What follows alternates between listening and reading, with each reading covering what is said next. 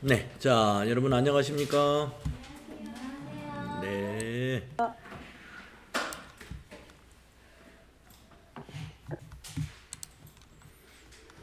네, 자, 여러분 오늘은 패널이 어디 갔죠?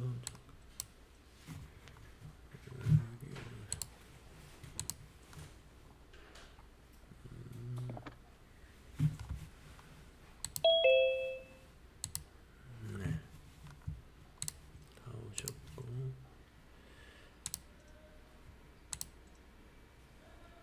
네, 자, 오늘은 여러분 교재 380페이지가 되겠습니다.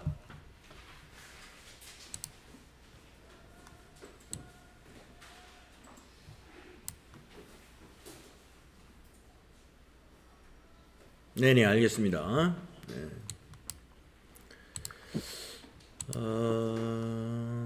비디오 패널이 어디 갔지? 네.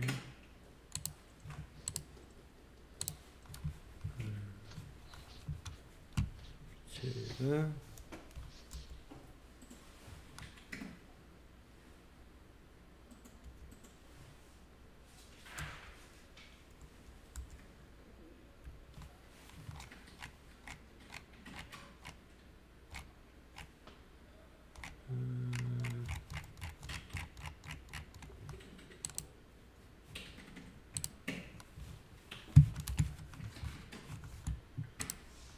뭔가 지금 화면을 제가 하나 못 찾고 있어가지고요.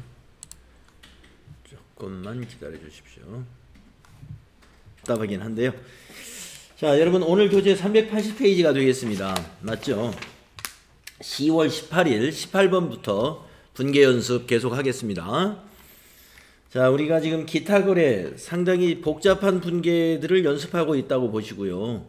예, 18번부터 이제 33번까지죠. 예, 33번까지 예, 거기까지가 이제 기타 거래에 대한 분계 내용이 되겠습니다. 자, 18번 문제.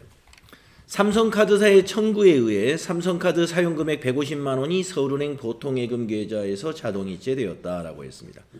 자, 그러면 여러분 보통예금에서 빠져나갔으니까 보통예금은 네? 했어요. 거기까지 했어요. 아, 그러면 19번부터인가요?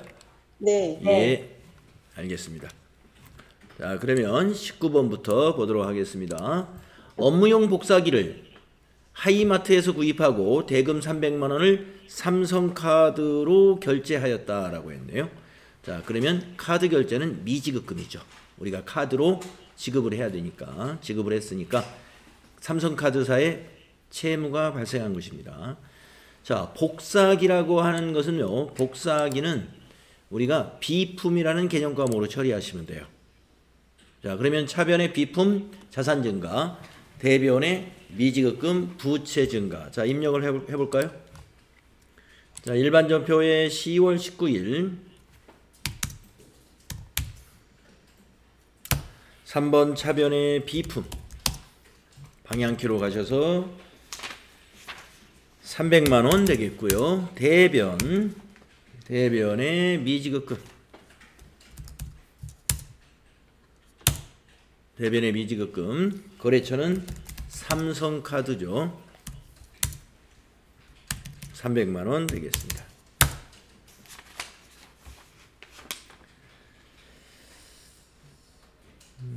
다음은 10월 20일로 거래 보겠습니다. 자, 10월 20일 문제 볼까요? 상품 운송을 위한 중고트럭 취득과 관련된 취득세 35만 원을 현금으로 납부했습니다. 자, 현금 납부했으니까 출금으로 해도 되고요. 대변의 현금 해도 상관이 없겠죠. 자, 그런데 우리가 취득세라고 하는 것은 좀 주의할 점이 많이 있습니다. 그렇죠. 취득세라고 하는 것은 좀 주의할 점이 좀 있다고 말씀을 드렸었는데 잠깐만요. 한번 질문을 한번 해볼까요? 취득세 어떤 주의할 사항이 있느냐. 자, 박희정님한테 한번 여쭤보겠습니다. 박희정씨. 네. 취득세는 우리가 어떤 개정 과목으로 처리해야 맞나요? 차량 취득세? 음? 차량 운반부? 그렇죠. 네. 차량 운반구죠. 자산 처리를 해야 되죠. 그래서 취득세는 취득 관련 비용에 해당이 됩니다. 그래서 취득 관련 비용이다 그러면은 자산에 포함을 해야 되죠. 그래서 트럭은 차량 운반구이니까 바로 차량 운반구라는 자산으로 회계 처리하시면 됩니다. 자, 그러면 입력하겠습니다. 10월 20일 차변의 차량 운반구 208번이죠. 방향키로 가셔서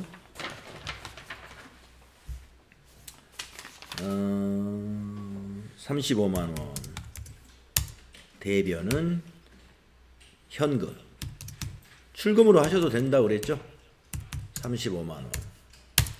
그래서 차변 대변 뭐 이렇게 차변 입력했으면 대변 자연스럽게 입력하시면 되고요. 처음부터 출금으로 해야지 라고 했으면 출금한 다음에 차변 개정 과목을 차량 운반구로 입력하시면 됩니다. 다음은 10월 21일 거 볼까요? 10월 21일이죠. 자, 10월 21일.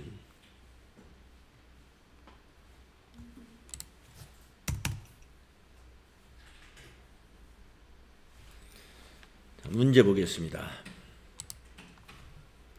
판매관리 프로그램을 구입하고 400만원을 서울은행 보통예금 계좌에서 이체했다. 자, 판매관리 프로그램. 우리가 이 프로그램을 소프트웨어라고 그러죠. 개정과목도 소프트웨어라는 개정과목으로 처리하시면 됩니다. 그래서 프로그램 구입한 것은 자산 처리하면 됩니다. 소프트웨어라는 무형자산으로 회계 처리하게 됩니다. 자, 그러면 10월 21일 거 입력합시다. 10월 21일 차변의 소프 소프트웨어 방향키로 가셔서 400만원 대변은 103번 보통예금 은행은 서울은행으로 거래처를 꼭 입력해야 됩니다. 400만원 이렇게 하시면 됩니다.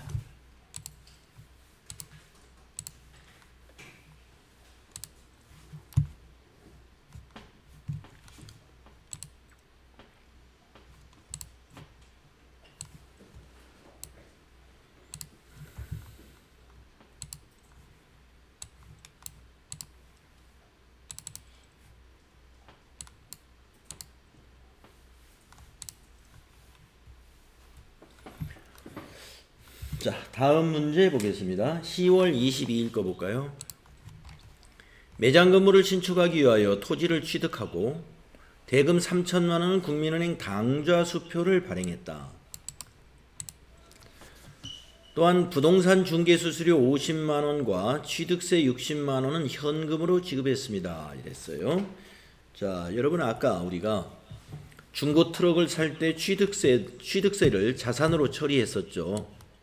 마찬가지로 건물을 지으려고 토지를 취득했는데 토지 대금 3천만 원 외에 부동산 중개 수수료 50만 원 그리고 또 취득세 60만 원 합쳐서 110만 원을 지급하게 됩니다. 그러면 이 중개 수수료나 취득세도 이 토지의 취득원가에 포함시켜야 돼요. 그래서 요것도 3천만 원에 포함시키고 취득세도 3천만 원에 포함을 시켜라 이런 얘기입니다. 그러면 모두 토지는 3,110만 원으로 회계 처리를 해야 돼요. 자, 그러면 입력을 해보겠습니다. 10월 22일 차변에 토지라는 유형자산을 증가시킵니다. 금액은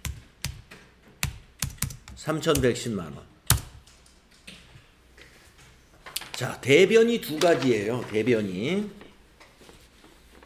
우리 반장님한테 한번 물어보겠습니다. 반장님.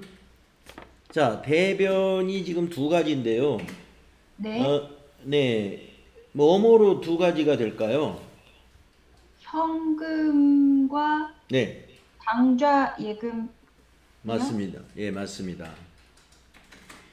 자, 현금 중개수수료하고 취득세는 현금이고요. 당좌 수표를 당사가 발행하면은 개정 과목은 당좌 예금이에요. 우리 회사가 발행한 당좌 수표는 개정 과목이 당좌 예금입니다. 자, 그러면 입력하겠습니다.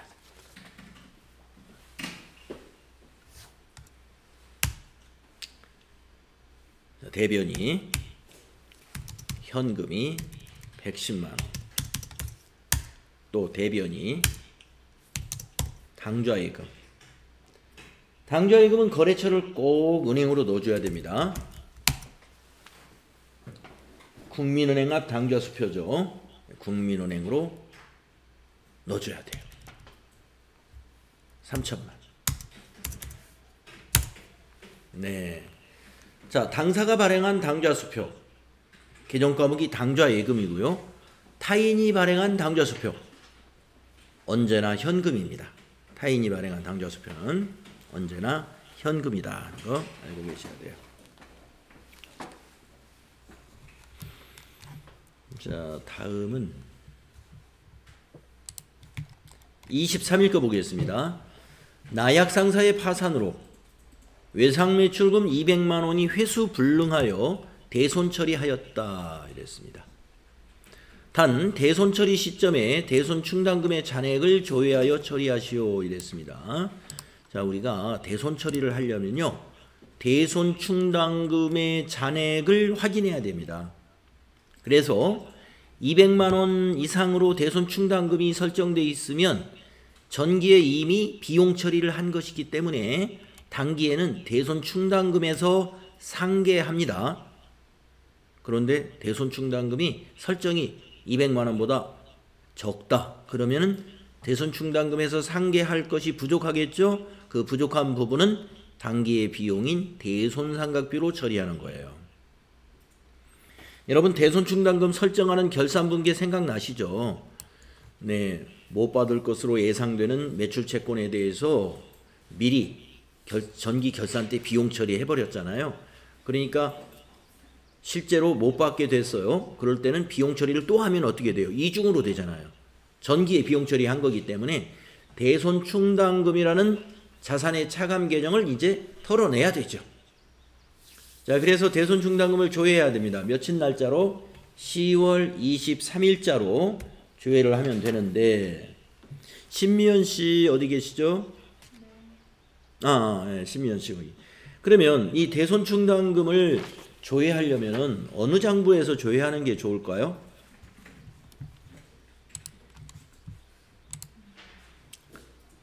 조회하려면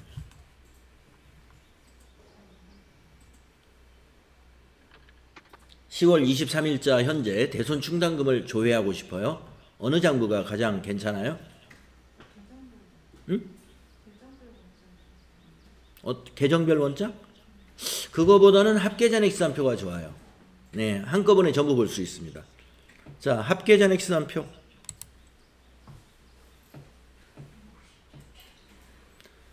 자, 합계잔액시산표를 10월 23일자로 조회해 보세요. 10월 23일.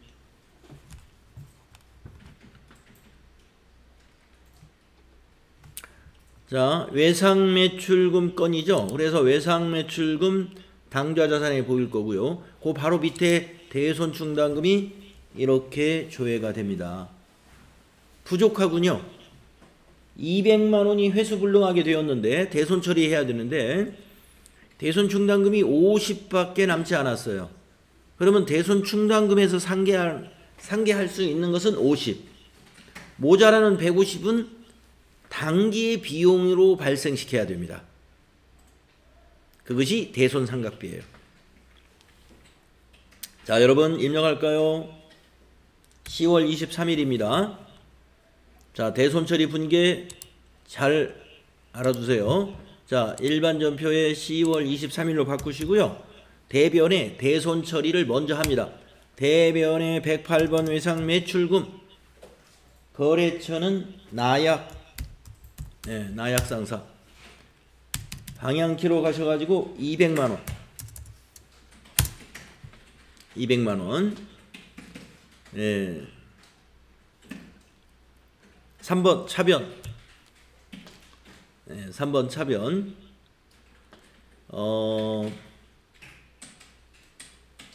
대손 충당금에서 상계해야 된다고 그랬죠. 그러면 외상매출금의 대손 충당금 코드는 몇 번이냐? 외상매출금이 108번이지 않습니까? 그러면 그 다음 코드를 반드시 써야 돼요. 109번.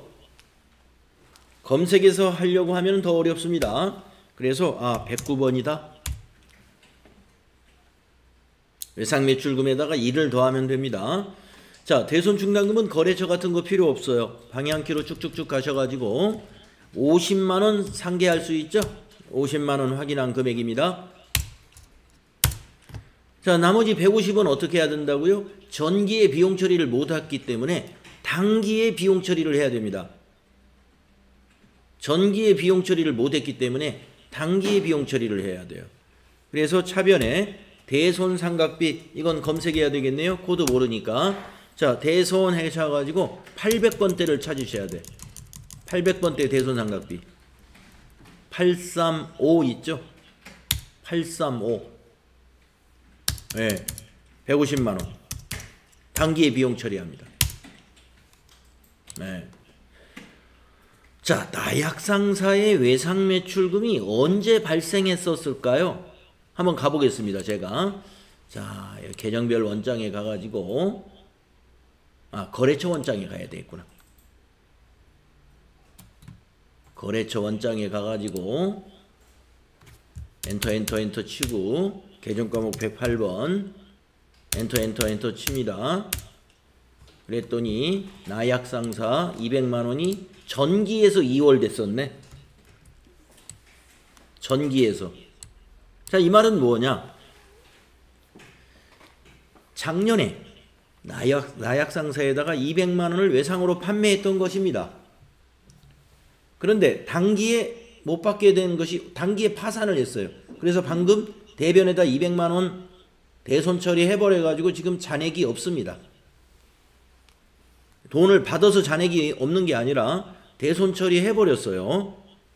자, 뭔가 제가 여러분에게 질문하려고 지금 이걸 들춰내는 겁니다. 자, 그러면 아까 50만원이라는 대손 충당금에서 상계시켰고 모자라는 150만원은 대손 상각비로 단기에 비용 처리했다고 그랬습니다.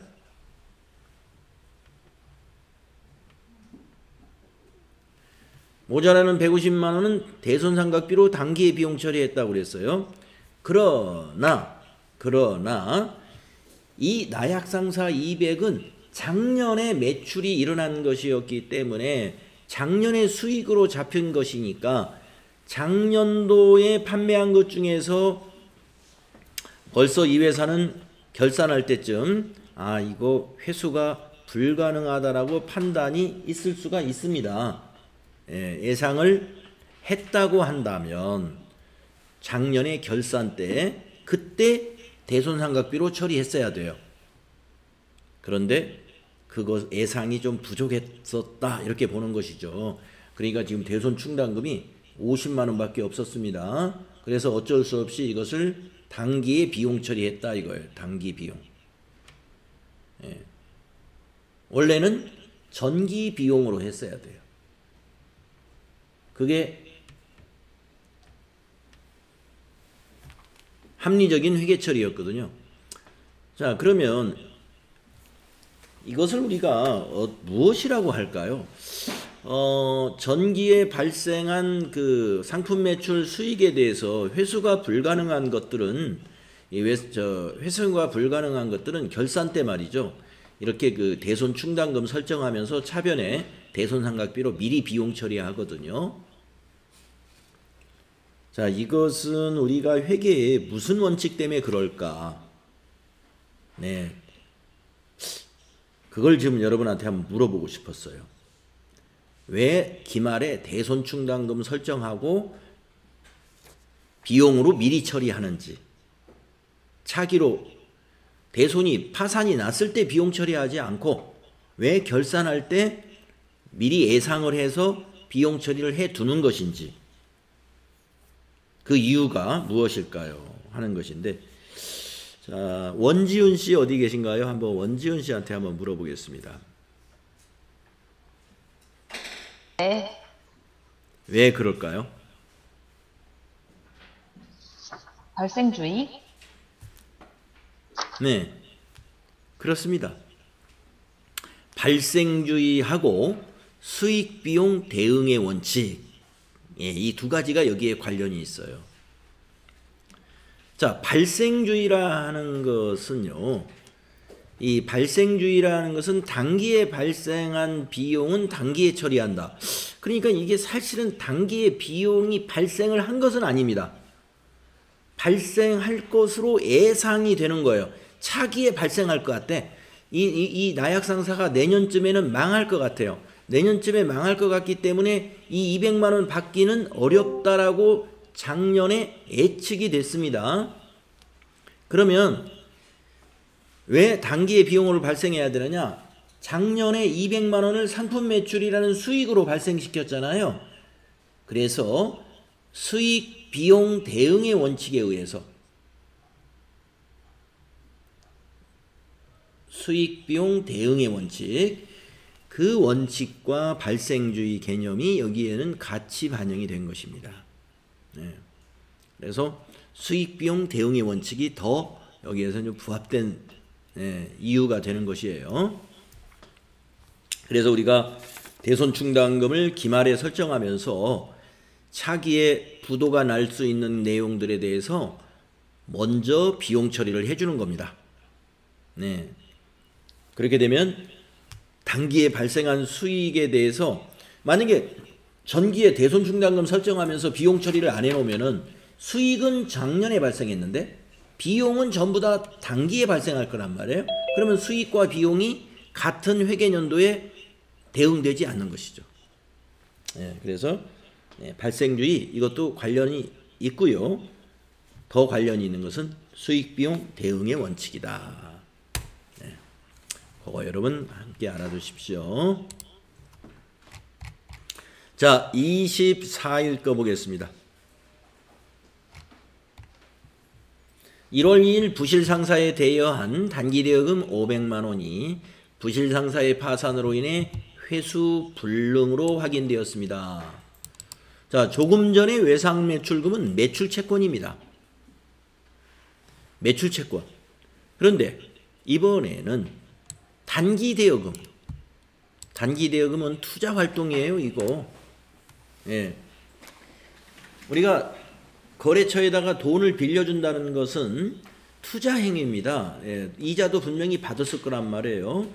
그래서 이것은 우리가 뭡니까? 매출 채권이 아니고 일반 채권인데 여기에서 발생한 비용은 대손상각비라고 하면 안 됩니다. 예, 대손상각비가 아니라는 거 여러분 아셔야 되고요. 자, 그러면은 이것도 어떻게 해야 되느냐? 이 단기 대여금에 대해서 혹시 작년에 결산할 때 대손을 예상해 가지고 충당금 설정을 했는가를 또 봐야 돼요. 그래서 아까 열어놓은 시산표를 한번 보시겠습니다. 시산표 24일 날짜로 살짝 바꿔보시고 단기대여금 밑에 대손 충당금이 있는가 보았더니 없죠. 예. 예측을 안 했든지 아니면 충당금 설정을 안 했습니다. 안 했으므로 모두 단기의 비용으로 처리해야 됩니다. 그런데 뭐가 아니느냐? 자, 조금 전에 밑에 우리가 비용 중에 판매관리비에 있는 이 대손상각비 어디 있느냐? 처리했는데? 대손상각비. 여기 있네요. 150만 원.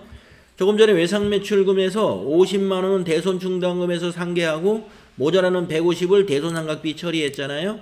그러나 지금 이 단기 대여금에 대한 대손충당금이 없는 이 500만 원, 이 모두를 비용 처리해야 되는데 판매관리비로 처리할 수 없다 이거예요.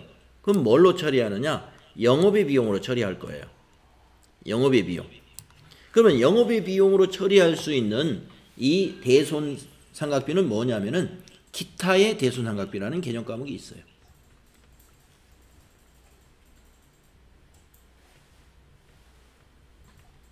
기타의 대손상각비. 아시겠죠? 그래서 기타의 대손상각비는 영업의 비용 안에 해당이 되는 겁니다. 자, 그래서 대여금에 대한 대손이 발생했다. 그러면 대손상각비로 비용 처리하면 안 됩니다. 기타의 대손상각비. 자, 그러면 입력할까요? 10월 24일 일반전표 24일로 입력하시고요.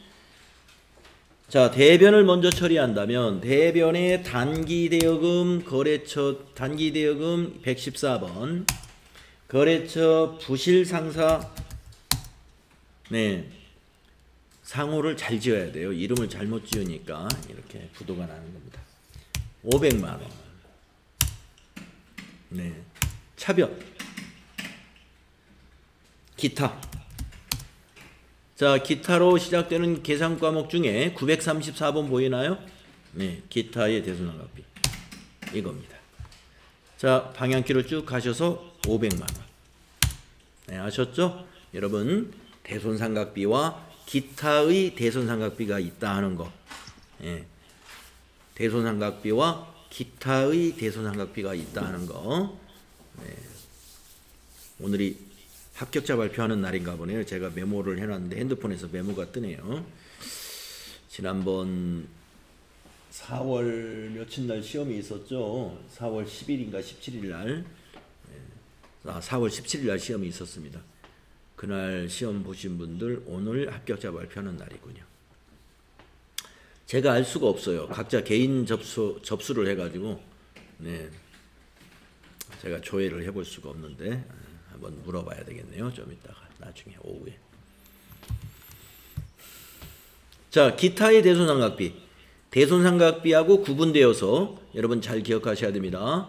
대여금에 대한 대손 처리할 때 기타의 대손상각비 영업의 비용이고요. 외상매출금이나 받으러음과 같은 매출채권을 대손 처리할 때는 그냥 대손상각비. 그거는 판매관리비에 해당이 됩니다. 자, 다음은 25일 문제로 가볼게요. 창고용 건물을 동신사에 임대하고 10월분 임대료 25만원을 현금으로 받았습니다. 현금으로 받았으니까 입금전표 쓰셔도 좋고 차변현금, 대변 임대료 해도 좋습니다. 예. 자, 우리 유형상사는 지금 무슨 회사죠? 신발 도소매하는 회사죠. 그러면 임대료가 수익인데 영업수익이 아니고 임대료는 무슨 수익일까요? 예, 영업 외 수익입니다.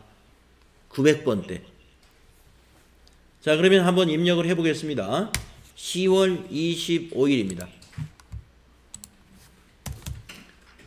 자, 입금으로 한번 써볼까요? 밑에 오랜만에 입금. 예, 유형이 2번이 입금입니다. 그러면 차변에 현금 이렇게 들어가죠. 대변에 오는 게 수익 발생 임대예요. 임대. 자, 임대료 904번 보이죠? 네. 임대료는 유형상사 입장에서 영업의 수익에 해당이 됩니다. 900번대 임대료. 금액은 25만원.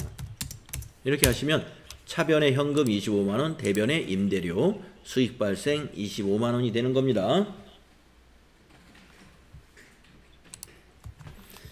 다음에 26일 거 보겠습니다. 국제구호단체에 판매용 상품을 기부했습니다. 요거 중요한 문제 나왔네요. 드디어 타계정 대체 문제가 나왔습니다. 타계정 대체. 우리가 그 실기시험 유의사항이라는 걸 읽었을 때 제가 한번 설명드린 적이 있죠. 여러분에게 쫙. 예. 상품을 판매하지 않고 다른 목적으로 사용을 하게 되면 그게 다 타계정 대체에 해당이 되어 가지고 이거는 상품 대변에 입력할 때 적요 8번을 꼭 입력해야 됩니다라는 적요 8번. 거기에 해당이 되는 건입니다, 이게. 자, 여러분 기억이 나실 거예요. 상품을 기부했다. 또는 상품을 복리후생비로 썼다. 상품을 비품으로 썼다. 또는 상품을 접대했다. 상품으로. 이런 것 등이 전부 적요 8번 타계정으로 대체에 해당이 됩니다. 그러면 우리가 타계정으로 대체되는 상품의 경우 원가로 그러면 비용 처리할 거냐? 아니면 시가로 할 것이냐? 이게 여러분 판단 잘해야 됩니다.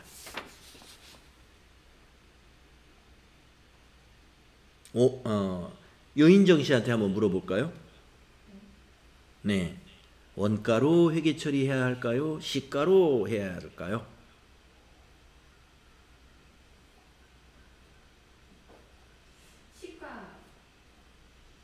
시가. 그냥 찍은 거죠? 아니 지금 이제 원가는 이제 100만 원이고 시가는 130만 원을 기부했다고 했는데 근데 어쨌든 시가 130만 원이 나온 거 아닌가요? 시가로 회계 처리해야 될 것 같다. 네네. 그러면 기부금 차변에 130만 원, 대변에 상품을 130만 원으로 처리한다. 예, 시가로 시가로 하면 안 됩니다. 네. 예, 원가로 합니다. 자, 여러분 기억하세요. 타계정 대체는 다 원가예요. 예, 시가로 회계 처리하시면 안 돼요. 다만 부가가치세, 이게 지금 부가가치세 신고하고 관련되는 경우에는 회계 처리는 원가로 하는데 부가세 납부는 이걸로, 이거 공급가액은 이걸로 입력해야 돼요. 선생님 여기서 그러면 여기서 원가는 100만 네. 원이라고 시가는 130만 원이라는 거는 여기 안에 원가로 이걸 구입을 했는데 시가는 130만 원이야 이런 의미가 포함되는 건가요? 예, 예, 예. 아. 이걸 만약에 판다면 지금 여기서 이제 우리가 신발 도소매업이니까 뭐 신발을 뭐 100걸레를 했든지 10걸레를 했든지 간에 어느 저 신발을 우리가 공장에서 사올 때는 100만 원에 사왔고 이걸 우리가 판다면 130에 파는 신발이라는 얘기죠. 예, 예, 예. 원가가 아니요? 예. 그런데 이거 메인 매출 전표에 입력을 할 때는 공급가액은 이렇게 입력합니다. 공급가액은. 자, 메인 매출 전표에서도 이런 사례를 만날 수가 있어요. 그때 여러분 아시는 거고, 지금 우리는 일반 전표에 입력하는 거니까 이 부분은 원가로 비용 처리해야 됩니다. 자, 입력하겠습니다. 10월 26일 대변의 상품 146번 거래처 넣지 않습니다. 방향키로 가는데 적요는 코드로 넣어야 된다 이거. 여기다가 여기 밑에 보시면 8번 적요 있죠? 네, 8 입력하셔야 돼요. 8. 자, 그러면은 금액을 입력해 볼까요? 얼마요? 네, 100만 원으로 입력하라 이거예요. 100만 원. 그리고 차변에 기부금도 100만 원. 기부금은 거래처나 적요 채점 안 합니다. 예, 차변에 100만 원. 이렇게 하시면 되겠죠. 대변의 상품. 그래서 이 타계정 대체 이거 굉장히 중요합니다. 자, 한번 여러분 손익계산서를 지금 한번 잠깐 가보실까요? 자, 전체 메뉴 가셔가지고 결산 재무제표의 손익계산서를 한번 잠깐 들어가 보세요. 12월로 여기 타계정 대체 100만 원 여기 들어와 있어야 돼요. 이 적요에 이 8번 적요를 걸었기 때문에 손익계산서에 타계정으로 대체된 것이 기록이 되지, 이걸 안 하게 되면 손익계산서에서 100만 원이 뭐에 포함되냐면은 매출 원가로 들어가 버려요. 지금 우리는 지금 결산분계가 아직 안 끝났기 때문에 지금 매출원가 계산은 아직 안 돼 있는데요. 이걸 없다고 생각해 보세요. 이걸 없으면 기초에서 단기 매입을 더해 가지고 이 두 개를 더해서 이 기말을 빼주는 것이 매출원가란 말입니다. 근데 이거를 타계정 대체를 미리 넣어놓으면 이것도 빼준다 이거예요. 그래서 타계정 대체는 매출원가로 들어가면 안 되기 때문에 이렇게 별도로 타계정 대체액을 우리가 회계 처리할 때 적용을 넣어주는 겁니다. 이것이 만약에 안 들어가면 어떻게 해요? 100만 원이 나중에 결산할 때 여기에 들어가 버려요. 여기가 뭐냐? 상품 매출원가예요. 그래서 매출원가가 틀리게 됩니다. 네, 타계정 대체 요것이 이런 이유 때문에 시험에서 다른 적용은 채점을 안 하지만 타계정 대체 8번 적용을 넣지 않으면 결산이 틀려지기 때문에 반드시 8번 타계정으로 대체를 입력하라라고 문제에서 유의사항으로 제시하고 있는 것입니다. 선생님 질문 네. 있는데요. 그럼 네네. 타계정 대체에 기부 말고 또 다른 예시가 있나요? 네네, 있습니다. 어떤 예시들이 있냐면은 지금 보시다시피 신발을 가지고 기부도 할 수 있지만 신발로 엊그제 노동절이었죠. 노동절날 만약에 우리 회사가 뭐 스포츠화 무슨 러닝화라든가 이런 거를 판매하는 회사다. 그러면 노동절을 맞이해서 직원들 러닝화 한 켤씩 줄 수 있죠. 그러면 그거 복리후생비로 처리하는 거예요. 원가로.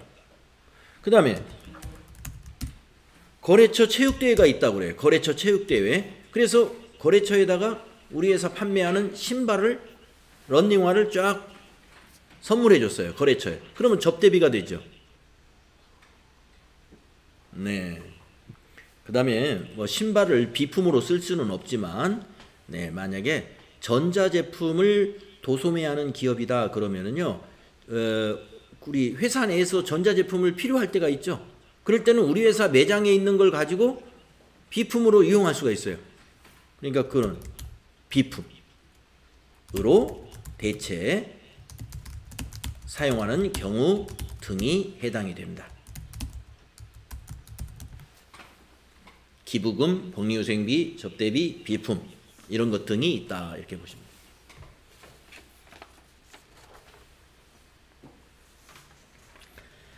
다음에는 이제 어떤 문제인가요? 그래서 요거 10월 26일 문제 상당히 귀한 문제입니다. 많이 안 나와요. 이런 것이 예제가.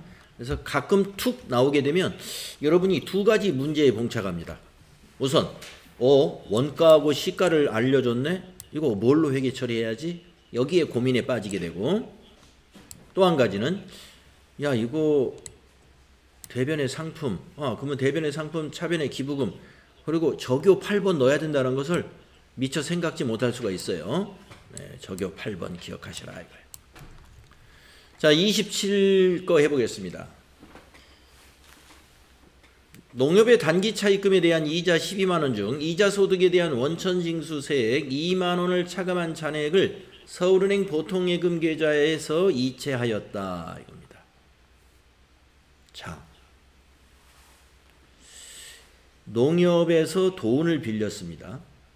근데 이자 12만원 중에서 차입금에 대한 이자 12만원 중에서 이자 소득에 대한 원천징수세액을 우리가 차감을 했어요. 우리가 원천징수한 겁니다. 그리고 서울은행 보통예금 계좌에서 이체하여 지급했습니다. 자, 우리가 이자를 지급할 때 이자 소득자인 농협에 대해서 이자 소득에 대한 원천징수를 했어요. 이건 뭐라고 생각하시면 되냐면 우리가 근로소득자인 종업원들에게 급여를 지급할 때 근로소득에 대해서 원천징수한 경우하고 똑같은 개정과목으로 처리하면 됩니다. 네, 무슨 얘기인지 아시겠죠? 그러니까 이자 비용이 오늘 12만원 발생했는데 10만원만 지급한 거예요. 그러면 2만원은 어떻게 했냐? 떼어놨어요. 원천징수했다 이겁니다. 우리가 급여를 지급할 때 급여가 100만원인데 20만원 떼고 80만원을 준다. 그 경우하고 똑같다 이런 얘기입니다. 네. 자, 그러면 차변의 이자 비용 먼저 한번 입력해 볼게요. 10월 27일 날짜 바꾸시고 3번 차변 이자 비용 영업의 비용이죠. 900번 때 있을 겁니다. 12만원. 자, 대변에 2만원을 차감한 것은 보통예금에서 지급했어요. 그래서 대변이 103번 보통예금이고 은행은 서울은행이에요. 서울은행 보통 10만원 지급했겠죠? 자, 그러면 나머지. 자, 이매자님 어디 계세요? 이매자씨. 네, 아, 예. 이거 2만원을 뭘로 처리할까요? 예수금이요. 그렇습니다. 예수금으로 처리합니다. 예, 예수금 254번 예수금이에요. 2만원. 아, 대변이죠. 차변이 아니라. 대변에 예수금 2만원. 네. 자, 여러분, 법인이 말입니다. 원천징수를 했다. 그러면 예수금. 원천징수를 당했다. 뭔지 한번 물어볼까요? 지금은 우리가 원천징수를 했습니다. 그러니까 예수금이에요. 그럼 원천징수를 당할 때도 있어요. 지금의 반대의 경우. 우리가 은행에다가 돈을 예금해가지고 만기가 되어서 찾을 때 원금 플러스 이자를 찾는데 이자를 다 못 받고 세금 공제하고 받는단 말이에요. 공제 당하고. 그러면 공제 당한 금액에 대해서 우리가 회계 처리를 뭘로 하느냐? 이진희 씨 어디 계신가요?